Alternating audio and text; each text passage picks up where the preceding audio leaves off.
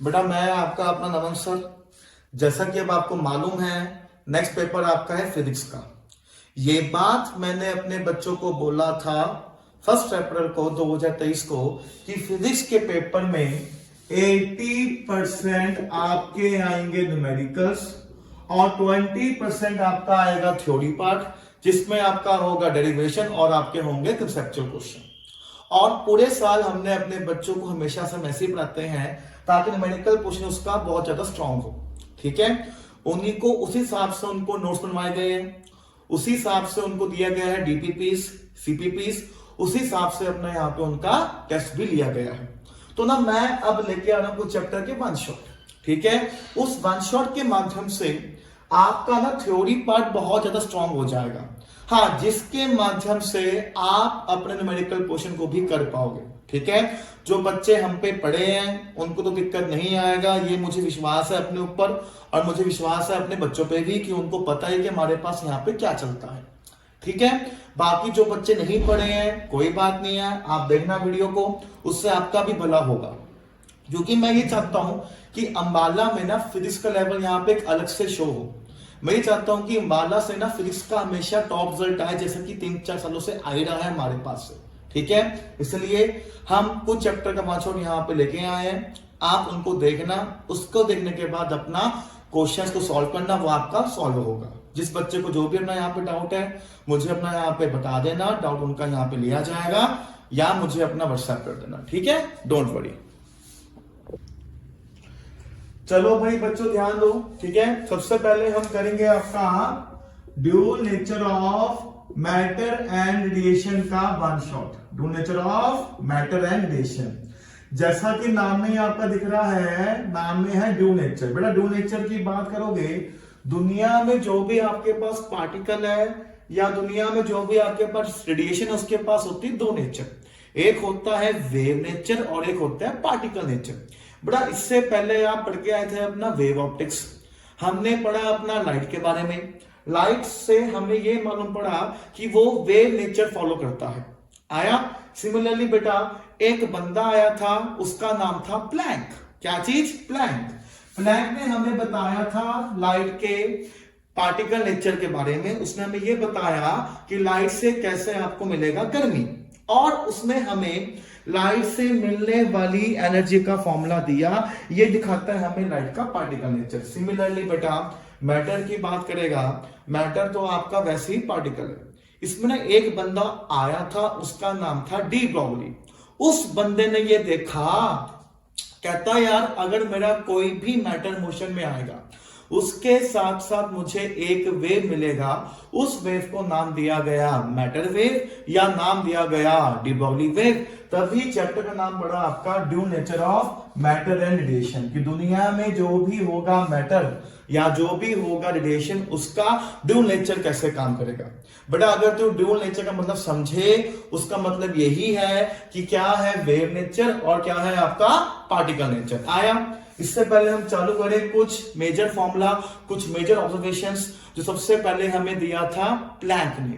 Planck ने हमें यह कहा, कहता लाइट से जो आपको एनर्जी मिलेगा वो इक्वल होगा is equal to H nu के। आ गए यार, जिधर एच आपका बनेगा प्लैंक्स कांस्टेंट। क्या चीज? प्लैंक्स कांस्टेंट, इसका वैल्यू आपको मालूम है।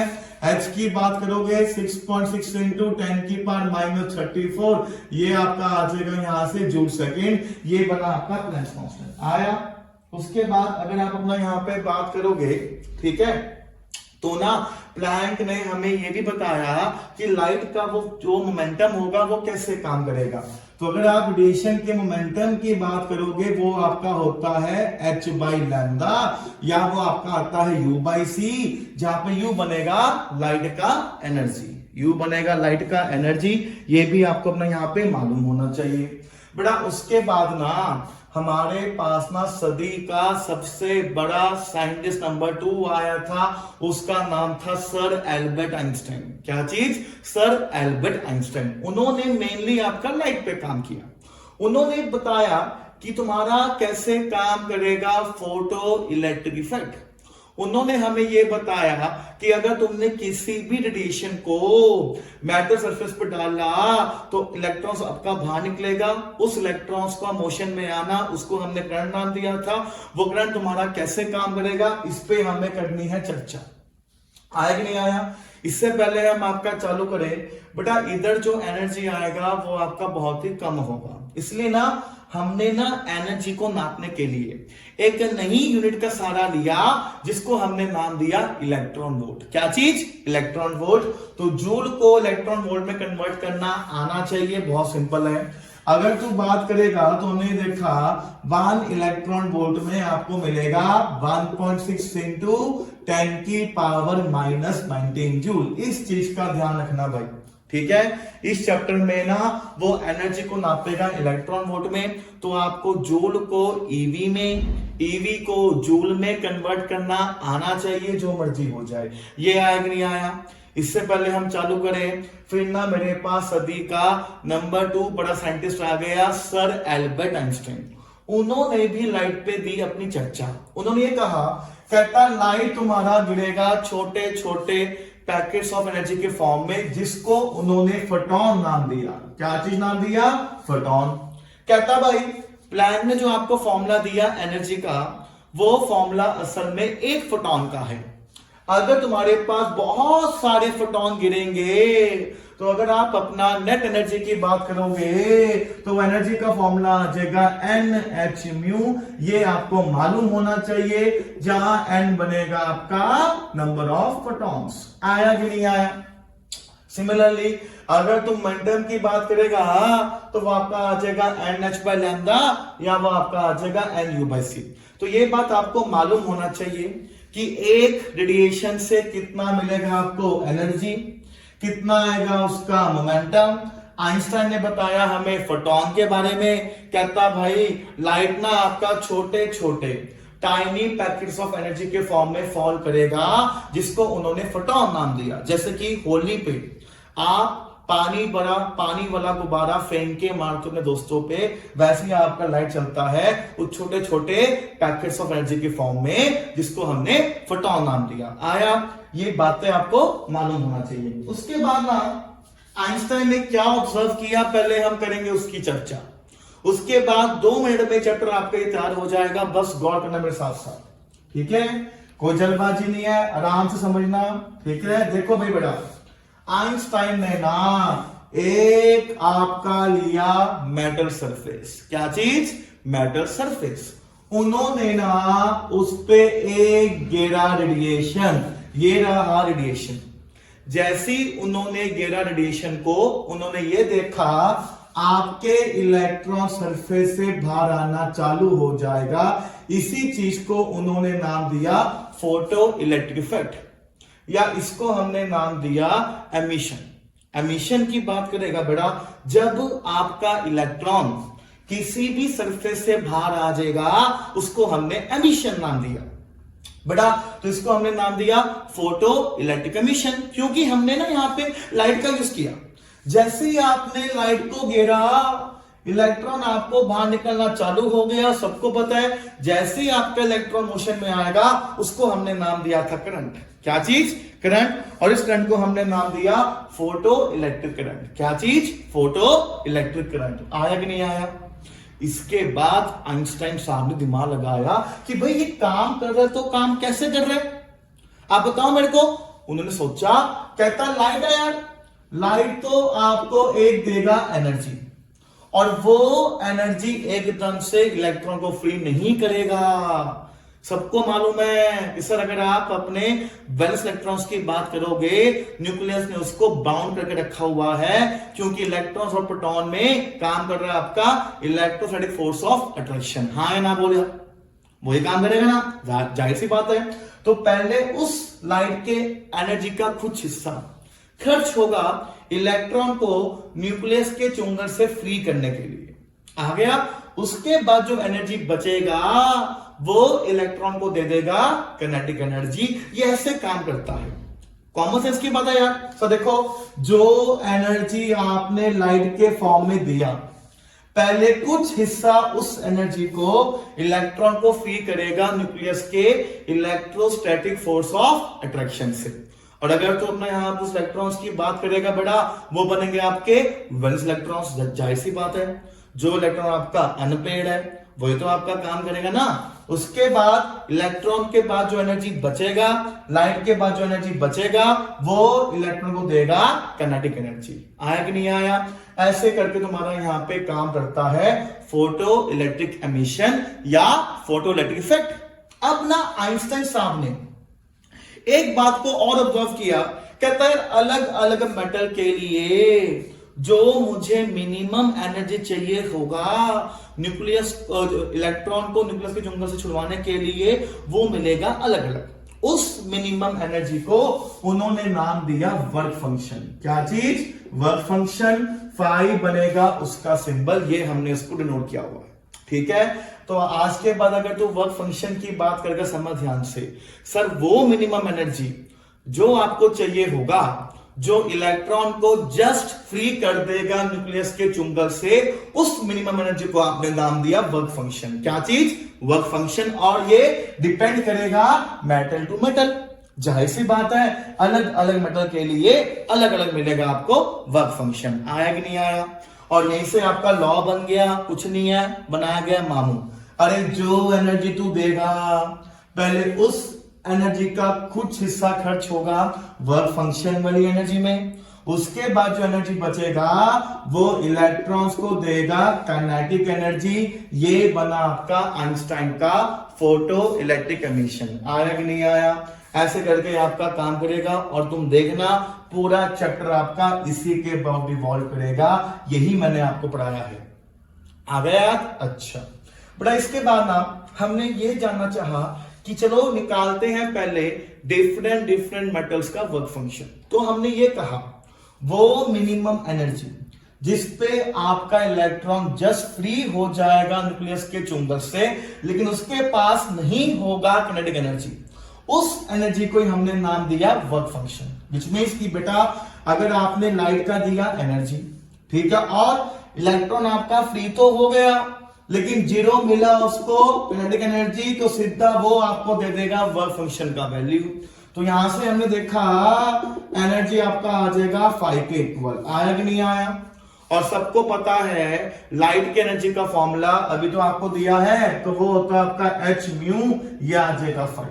और इसको मैंने ना यहाँ पे म्यू नॉट नाम दे दिया, इस फ्रीक्वेंसी को एक नया नाम दिया जिससे हम बोलते हैं आपका थ्रेशोल्ड फ्रीक्वेंसी। क्या चीज? Threshold frequency. ये वो मिनिमम फ्रीक्वेंसी है लाइट का जो आप दोगे ताकि आपका इलेक्ट्रॉन जस्ट न्यूक्लियस के चुंबक से फ्री हो जाए। इस बात का ध्यान रखना कि इलेक्ट्रॉन्स के पास नहीं होगा काइनेटिक एनर्जी, वो जस्ट फ्री हो जाएगा न्यूक्लियस के चुंबक से। आया कि नहीं आया? ये फ्रीक्वेंसी को आपने नाम दिया थ्रेशोल्ड फ्रीक्वेंसी, ये आपको अपना मिल जाएगा। सिमिलरली ये सबका मालूम है, सर ने बताया था फ्रीक्वेंसी होता है आपका c/λ। अगर ये तुम्हारा थ्रेशोल्ड फ्रीक्वेंसी है तो ये तुम्हारा बनेगा थ्रेशोल्ड वेवलेंथ। क्या चीज? Threshold wavelength. ये चीज भी आपको मालूम होना चाहिए, पहले सारी टर्म्स आपको मालूम होना चाहिए कि क्या होता है वर्क फंक्शन, क्या होता है आपका थ्रेशोल्ड फ्रीक्वेंसी, क्या होता है आपका थ्रेशोल्ड वेवलेंथ, और वो कैसे अपना यहाँ पे काम करेगा। आया कि नहीं आया? आसान है चीजें अपना यहाँ पे, मुझे मालूम है। और इसी चीज का यूज करके उन्होंने दिए हमें laws of the photo electric emission. Chapter पूरा आपका लिंक है, दोबारा से आई एम रिपीटिंग, पूरा चैप्टर आपका चलेगा इस इक्वेशन पे। इस इक्वेशन का यूज करके आप अपने न्यूमेरिकल भी सॉल्व कर पाओगे, आप अपने ग्राफ को भी ड्रॉ कर पाओगे, सब कुछ आपका अपना सॉल्व हो जाएगा। ठीक है, देखिए मैं यहाँ पे इसको जल्दी से। तो बेटा इसी के बाद हमारे पास आता है यहाँ पे 3 नियम। जरा अब हम यहाँ पे कॉमन सेंस का यूज करेंगे। जवाब तुम देना मुझे हाँ ना में कि वो हो पाएगा कि नहीं हो पाएगा। ठीक है, तो बेटा हमें मालूम पड़ गया क्या है आपका वर्क फंक्शन, क्या है आपका थ्रेशोल्ड फ्रीक्वेंसी, और क्या है आपका थ्रेशोल्ड वेवलेंथ। तो बड़ा आइंस्टाइन ने ना इसी को अपना नियम नाम दे दिया। कुछ नहीं है, बहुत सिंपल है। नियम यही है कि जो तू देगा लाइट का एनर्जी, कुछ हिस्सा खर्च होगा वर्क फंक्शन में, उसके बाद जो एनर्जी बचेगा वो तुझे देगा काइनेटिक एनर्जी। आया? ये सबको पता है लाइट का एनर्जी होता है h म्यू। क्या चीज? h mu. अभी तो बताया मैंने वर्क फंक्शन के बारे में। तो बड़ा ये आपका बनेगा h म्यू नॉट, जहां पे म्यू नॉट बनेगा आपका थ्रेशोल्ड फ्रीक्वेंसी और ये बनेगा इलेक्ट्रॉन्स का काइनेटिक एनर्जी। आया कि नहीं आया? बेटा अगर तो इलेक्ट्रॉन से काइनेटिक एनर्जी की बात करें वो आपका आ जाएगा h mu minus mu naught. ये आपको अपना यहाँ पे मालूम है, कुछ नहीं किया, बस इसको हमने किया रीअरेंज। जरा कॉमन सेंस की बात करते हैं। केस 1 मैंने कहा आपका फ्रीक्वेंसी रिलेशन का ज्यादा होगा थ्रेशोल्ड से। दिमाग लगा, क्या आपको इलेक्ट्रॉन से काइनेटिक एनर्जी मिलेगा? हाँ मिलेगा। इसमें तुम्हारा एमिशन भी होगा, इलेक्ट्रॉन आपका बाहर भी निकलेगा और इलेक्ट्रॉन्स का मिलेगा आपको काइनेटिक एनर्जी भी। दिख रहा है वो तो यार? ठीक है। केस 2 की बात करोगे, जब आपका फ्रीक्वेंसी इक्वल होगा थ्रेशोल्ड फ्रीक्वेंसी के। इस केस में इलेक्ट्रॉन्स आपका फ्री तो हो जाएगा, एमिशन तो हो जाएगा इलेक्ट्रॉन्स का, लेकिन नहीं मिलेगा उसको अपना काइनेटिक एनर्जी। दिख रहा है? केस 3, अरे कॉमन सेंस की बात करी है, अगर आपका फ्रीक्वेंसी कम होगा थ्रेशोल्ड फ्रीक्वेंसी से, और दिख रहा है ना तो आपका इलेक्ट्रॉन बाहर निकलेगा और ना ही उसके पास होगा काइनेटिक एनर्जी, इस केस में कोई भी आपका एमिशन काम नहीं करेगा। ये चीजें आपको मालूम होना चाहिए। आइंस्टाइन बाबा ने इसी को नाम दिया laws of the photo electric emission. पहले समझो, चैप्टर आपका बहुत सिंपल है वाला, ठीक है। ये तो कॉमन सेंस में हमें आता है और जाहिर सी बात है यार, फ्रीक्वेंसी थ्रेशोल्ड से ज्यादा होगा, इलेक्ट्रॉन बाहर भी निकलेगा और उसके पास होगा काइनेटिक एनर्जी। अगर आपका फ्रीक्वेंसी इक्वल होगा थ्रेशोल्ड फ्रीक्वेंसी के, इलेक्ट्रॉन बाहर निकल तो जाएगा पर नहीं आएगा उसके पास कोई भी काइनेटिक एनर्जी। अगर आपका फ्रीक्वेंसी कम होगा थ्रेशोल्ड फ्रीक्वेंसी के, ना तो इलेक्ट्रॉन बाहर निकलेगा ना ही मिलेगा आपको काइनेटिक एनर्जी। आया कि नहीं आया? बड़ा पूरा चैप्टर आपका इसी में चलने वाला है और कुछ है ही नहीं है, ठीक है। इससे पहले ना हम करते हैं अपना यहाँ पे एक एक्सपेरिमेंट सबसे पहले किया था हर्ट्ज ने और लीनार्ड ने। किस चीज ने? हर्ट्ज ने और लीनार्ड ने। हम ना उनका देखेंगे ऑब्जर्वेशंस। उन्होंने हमें ये बताया कि इन किन फैक्टर्स पर तुम्हारा काम करेगा अपना फोटो इलेक्ट्रिक इफेक्ट। वो फैक्टर्स का वेरिएशन आपको मालूम होना चाहिए, इसमें कोई दो राय नहीं है, ठीक है। पहले बनाते हैं अपना यहाँ पे एक्सपेरिमेंट बनेगा आपका हर्ट्ज एंड लीनार्ड्स ऑब्जर्वेशन। आइंस्टाइन बाबा से पहले उन्होंने ये काम करके देखा था, ठीक है। आइंस्टाइन बाबा ने बाद में उसको अपना अच्छे से एक्सप्लेन किया, जिससे उनका बहुत ज्यादा नाम हो गया, ठीक है। एक्सपेरिमेंट आपने पढ़ा हुआ है, टेस्ट बना के दिखा देता हूं मैं आपको, कोई दिक्कत वाली बात नहीं है। बड़ा ये बना था आपका टेस्ट ट्यूब, ये जगह बनाई लाइट के गिरने की, ये तुम्हारा बन गया ट्यूब। आया? इधर वो प्लेट रखा जाएगा जिससे निकालना है आपको अपना इलेक्ट्रॉन्स, ठीक है। इधर वो प्लेट रखा जाएगा जो आपके इलेक्ट्रॉन्स को कलेक्ट करेगा। इसलिए इस प्लेट को हमने नाम दिया था एमिटर प्लेट और इस प्लेट को हमने नाम दिया था कलेक्टर प्लेट। जाहिर सी बात है तुमने इसको अपना चार्ज किया होगा, ठीक है। डायग्राम बनेगा बहुत ही बड़ा। इनिशियली हमने कहा कि इलेक्ट्रॉन को पकड़ेगा कलेक्टर प्लेट, तो इसका चार्ज आपका इनिशियली दिया पॉजिटिव, इसका चार्ज दिया आपके इनिशियली नेगेटिव, और ये जगह है यहां से फेंका हमने आपका यहाँ पे लाइट या रेडिएशन, ठीक है। हमें फैक्टर्स की करनी चर्चा कि कैसे कैसे फैक्टर्स इफेक्ट करेगा तुम्हारे फोटो इलेक्ट्रिक एमिशन को। तो देखो बड़ा, जैसे ही आपने रेडिएशन को फेंका अपने मेटल पे, इलेक्ट्रॉन्स आपका निकलेगा और सबको पता है अनलाइन चार्ज इज अट्रैक्ट। तो जो पॉजिटिव प्लेट वाला होगा वो इलेक्ट्रॉन्स को अपनी तरफ अट्रैक्ट करेगा, इलेक्ट्रॉन जाएगा आपका टुवर्ड्स दी पॉजिटिव प्लेट। आ गया? और सबको मालूम है, अरे इलेक्ट्रॉन का मोशन में आना वही बनता है आपका करंट। इस करंट को हमने नाम दिया फोटो इलेक्ट्रिक करंट। क्या चीज? Photo electric current. आया? सबसे पहला फैक्टर जो हमने आपको पढ़ाया था वो फैक्टर बनेगा आपका इफेक्ट ऑफ इंटेंसिटी। क्या चीज? Effect of intensity of the incident radiation. ठीक है बड़ा, तो ये समझ, जिस फैक्टर पे तू चर्चा कर रहा है खाली वही फैक्टर आपका चेंज किया जाएगा। जैसे कि मैं ना इंटेंसिटी पे कर रहा हूं चर्चा, बाकी जो फैक्टर होंगे जैसे कि रेडिएशन का फ्रीक्वेंसी, प्लेट्स का पोटेंशियल, ठीक है, मेटल, सब कुछ आपका रहेगा कांस्टेंट, खाली वही फैक्टर आपका चेंज किया जाएगा। आया कि नहीं आया? तो ना हमने देखा कि जितना ज्यादा लाइट का डेंसिटी होगा उतना ज्यादा मिलेगा आपको फोटो करंट। ये तो कॉमन सेंस की बात है यार। जितना ज्यादा लाइट गिरेगा उतना ज्यादा मिलेगा आपको नंबर ऑफ फोटो इलेक्ट्रॉन्स, उतना ज्यादा मिलेगा आपको करंट। तो y में बनेगा करंट, x में मैंने बनाया आपका इंटेंसिटी। क्या चीज? इंटेंसिटी। जितना ज्यादा लाइट का इंटेंसिटी उतना ज्यादा करंट आपको मिलेगा, तो ग्राफ बनेगा आपका स्ट्रेट लाइन। तो हमने यहां से देखा इंटेंसिटी जो होगा रेडिएशन का वो डायरेक्टली प्रोपोर्शनल होगा नंबर ऑफ फोटो इलेक्ट्रॉन्स के। ये बना आपका पहला फैक्टर। तुमने भी कहा ठीक, मैंने भी कहा ठीक। आ गया यार? कितना सिंपल है फैक्टर ये वाला यार। और ये तो कॉमन सेंस की बात है कि जितना ज्यादा लाइट का इंटेंसिटी होगा उतना ज्यादा मिलेगा आपको अपना फोटो करंट। बन गया? आसान है, मुझे पता है बोला। ठीक है, अब सेकंड फैक्टर की बात करते हैं। बड़ा सेकंड फैक्टर की बात करेगा वो बनेगा आपका effect of the potential of the collector plate with respect to the emitter plate.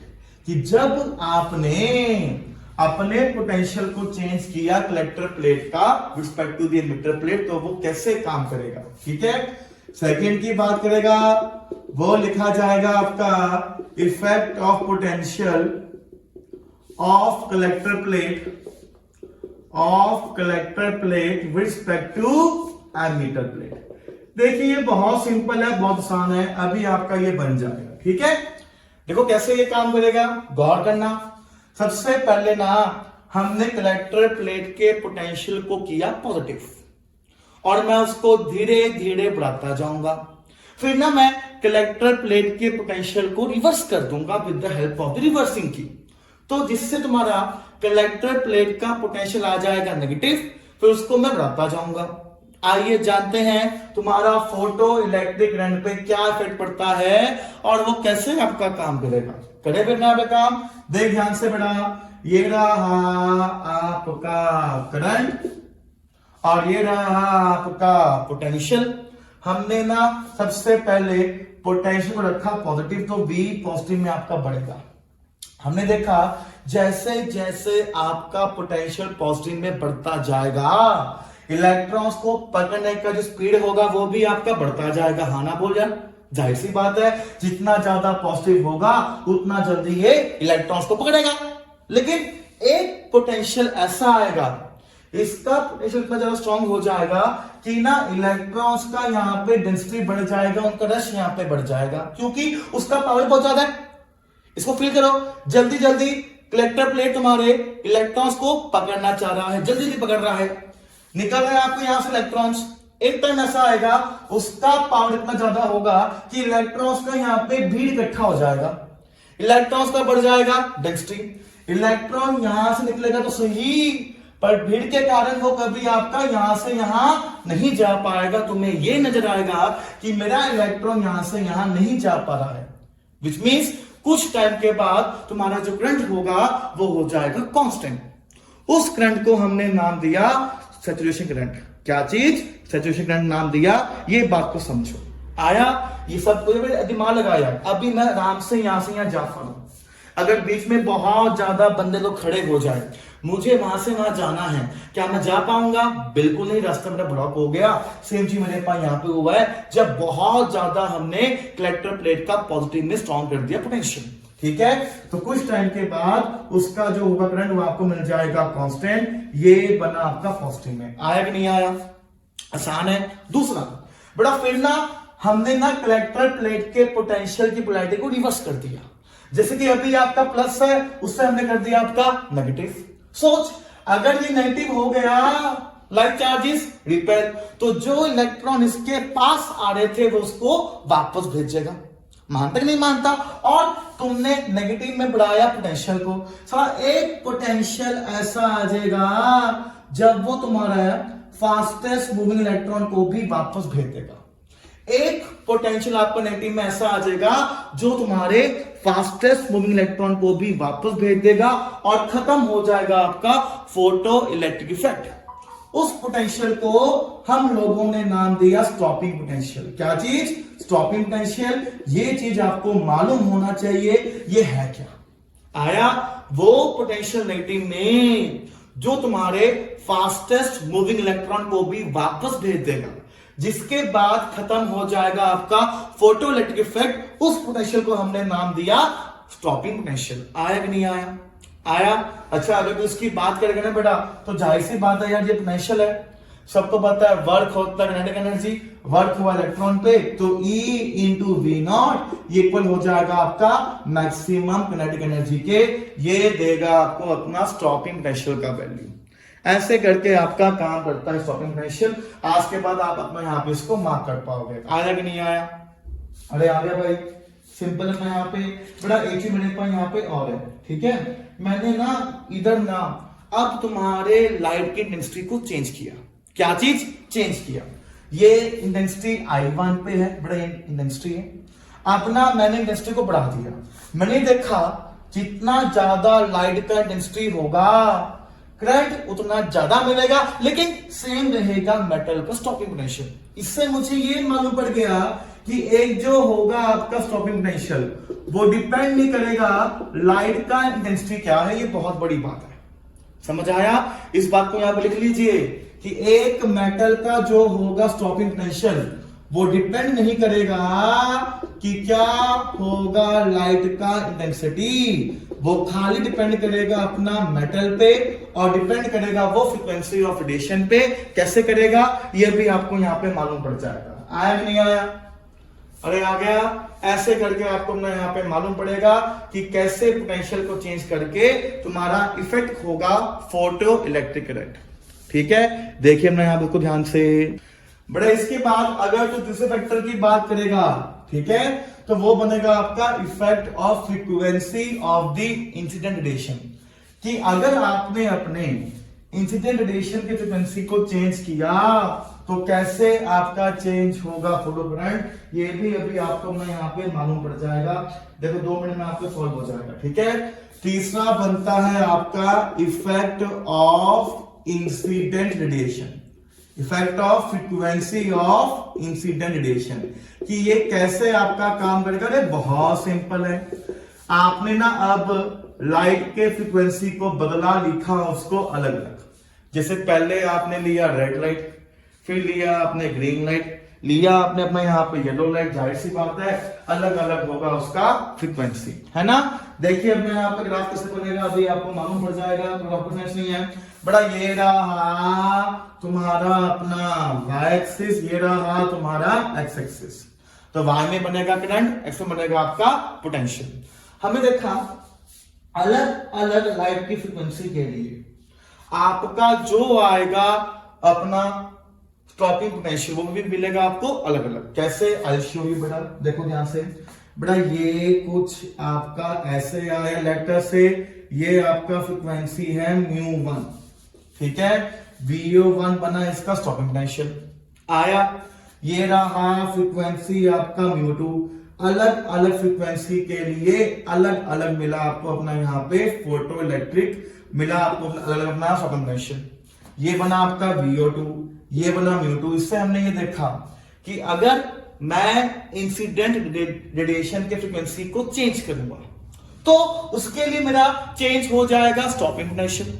लेकिन अगर मैं अपना सैचुरेशन करंट की बात करूं तो वो आपका सेम रहेगा। इससे मैंने 2 बातों को ऑब्जर्व किया। नंबर 1, अलग अलग फ्रीक्वेंसी के लिए मुझे अलग अलग मिलेगा स्टॉपिंग पोटेंशियल, और फ्रीक्वेंसी अगर अलग भी होगा उस फ्रीक्वेंसी पे जो आपका आएगा मैक्सिमम करंट वो आपका सेम रहेगा।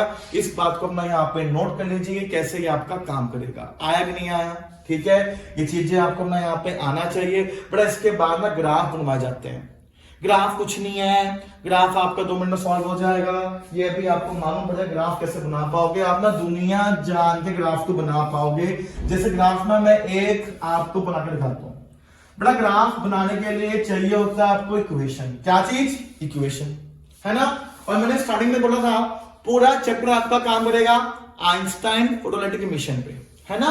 तो वो कहता है E is equal to H mu, अरे sorry, E is equal to ये आपका आ जाएगा फाई प्लस काइनेटिक एनर्जी। बस तुम्हें ये चाहिए कि ग्राफ बनाना है हमें आपका किस किस के बीच में। जैसे कि पहले ग्राफ की बात करेगा, मैंने कहा ग्राफ बनाइए आप अपना स्टॉपिंग पोटेंशियल का, और ग्राफ बनाइए आप अपना यहाँ पे, और ग्राफ बनाइए अपना आप स्टॉपिंग पोटेंशियल का, और बनाइए अपना इंसिडेंट रेडिएशन का।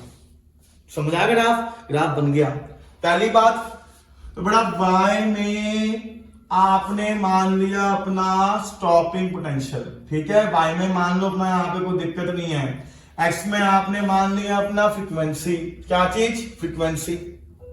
ग्राफ बनाया अपने यहाँ पे वाला, गौर कर बड़ा। तो ना तुझे चाहिए स्टॉपिंग पोटेंशियल, तुझे चाहिए फ्रीक्वेंसी। इसको ऑब्जर्व, इसको अपना यहाँ पे मॉडिफाई कर लो। ये होता है आपका एच म्यू, तो यहाँ पे आ जाएगा H mu is equal to five, kinetic energy आपका होता है E इंटू वी नॉट। अभी मैंने आपको दिया, लगता है ये आपका सॉल्व हो गया। कैसे? सोच, मैंने क्या बोला है, x में आपका फ्रीक्वेंसी है, y में आपका है स्टॉपिंग पोटेंशियल। ग्राफ की इक्वेशन याद कर बड़ा, मैंने कहा था जब भी ग्राफ बनेगा आपका y is equal to M X plus C, graph बनेगा आपका स्ट्रेट लाइन, याद आ रहा है, और m बनेगा स्लोप, c बनेगा इंटरसेप्ट। बस आपको कंपेयर करना है इसको। तो y आपको करना चाहिए, v नॉट आपको करना चाहिए। मैं इसको यहां ले गया तो ये आपका आ जाएगा यहां से E v नॉट, ठीक है, इज इक्वल टू ये आपका आ जाएगा एच म्यू माइनस फाइव। आया? ऐसे करके आपको क्वेश्चन को मॉडिफाई करना आना चाहिए। y करना है तो v नॉट करना चाहिए आपको, v नॉट यह आ जाएगा H by E into mu minus five by. आया? देख बड़ा, y में खाली आपका स्टॉपिंग पोटेंशियल है, x में खाली आपका फ्रीक्वेंसी है, जो x के साथ जो आएगा वो स्लोप होगा, माइनस जो बचा वो आपका होगा इंटरसेप्ट। ग्राफ का आपका शेप बन गया। आया? तो ग्राफ की शेप की बात करेगा वो बनेगा स्ट्रेट लाइन। समझो बात को, है ना, जिसमें स्लोप आपका होगा h बाई, इंटरसेप्ट की बात करेगा वो आपका आएगा फाइव बाई। तो ग्राफ आपका नीचे से चालू होगा क्योंकि नेगेटिव है इसका इंटरसेप्ट, तो ग्राफ का शेप कुछ ऐसे बन जाएगा। आया कि नहीं आया? मैंने अक्सर नोट किया है बच्चे ग्राफ को रट्टा मारते हैं। रट्टा नहीं मारना, ग्राफ आपका यहाँ पे जो सा मर्जी आ जाए, ग्राफ देख के आपको मालूम होना चाहिए कि ग्राफ का स्लोप आपको क्या देगा, ग्राफ का क्या देगा आपको इंटरसेप्ट, ग्राफ का शेप कैसे बनेगा ये आप बना पाओगे। बस आप ये समझना ड्यू नेचर में बस इसी इक्वेशन का यूज किया जाएगा। न्यूमेरिकल हो गया तो भी ये यूज होगा, ग्राफ जिस मर्जी का आ जाए तो भी ये यूज होगा। बस आपको ना क्वेश्चन को मॉडिफाई करना है कि ग्राफ हमें किस किस चीज के बीच में बनाना है, तो वो आपको सॉल्व हो जाएगा। आया कि नहीं आया? बन गई बात। अब देखो मैं आप जैसे कि अगर मैं इस ग्राफ के इंटरसेप्ट की बात करूं तो वो देगा आपको y बाई ई। आया? अगर इस ग्राफ के मैं स्लोप की बात करूं वो आपको देगा h बाई। ऐसे मेरे पास बहुत सारे ग्राफ है तो उसको ड्रॉ कर पाएगा, ठीक है। ग्राफ को याद मत करना, समझो कि ग्राफ कैसे आपका बनाया जाएगा। आया? ऐसे ग्राफ आपके बहुत सारे हैं, आप बना पाओगे, इस काबिल मैंने आपको बना दिया है, ठीक है। ग्राफ पूछेगा वो आपसे फ्रीक्वेंसी का, काइनेटिक एनर्जी का, फ्रीक्वेंसी का, स्टॉपिंग पोटेंशियल का, वेवलेंथ का, काइनेटिक एनर्जी का, जिस मर्जी का ग्राफ पूछे आप दुनिया जान के ग्राफ को बना पाओगे, सवालों को डिकोड कर पाओगे। बात समझ, ग्राफ में बस होती हैं तीन चीजें, एक होगा स्लोप, एक होगा एरिया और एक होगा इंटरसेप्ट। वो आपको पहचानना है कि ग्राफ का कौन सा चीज आपके काम का है। आया कि नहीं आया? ठीक है, ऐसे करके आपका यहाँ पे काम करेगा। इसके बाद बेटा मैंने बता दिया आपको कि आइंस्टाइन का इक्वेशन कैसे काम करेगा, कैसे काम करेगा आपका फोटोइलेक्ट्रिक इफेक्ट, और फोटोन के बारे में बता दिया। सवाल करोगे, सवाल अब सॉल्व होना चालू हो जाएगा, ठीक है बेटा। इसके बाद ना अब हमें पढ़ना है ड्यू नेचर ऑफ मैटर। तो अभी जो पढ़ा वो था आपका ड्यू नेचर ऑफ रेडिएशन।